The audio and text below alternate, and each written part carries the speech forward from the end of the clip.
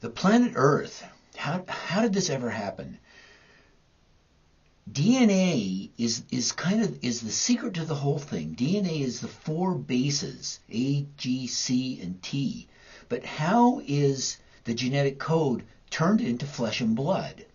Well, the answer on the first level is that the DNA code is transcribed into RNA and then translated into protein, and the protein is the working machinery of life. So its protein is really what makes it all happen, which comes from DNA. But there's another way that's just as important, and that has to do with reading the edges of the bases.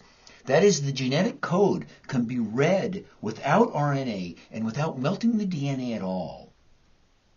There are two stair steps, the adenine-thymine stair step and the guanine-cytosine stair step. The stair steps can be, you can say that they're real thin.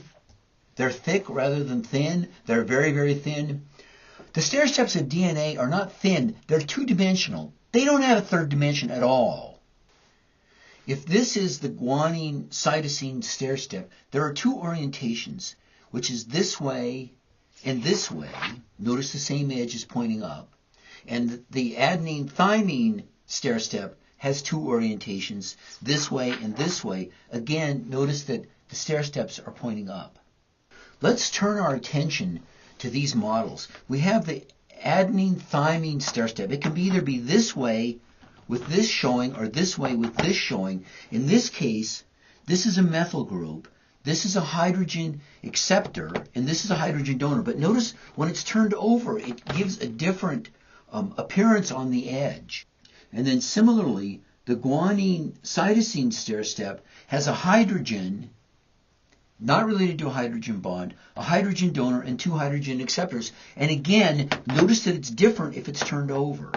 So we put these models together. They can be put together in a variety of ways. There's 8 of them. There's 4 adenine thymines, 4 cytosine guanines, and they can go together in different ways. They can go together in 4 to the power of 8 different ways, which is like 6,000. There's a lot of different ways to do them. They can be turned around, but they're always pointing up in the same way. So the 4 chemical motifs are always pointing up in the same way. If DNA is a communication tool, transcription and translation is one of the language tools that's used to read it. But another one has to do with these bases. And if you look at the bases can be read with the DNA intact along the edges of the major groove.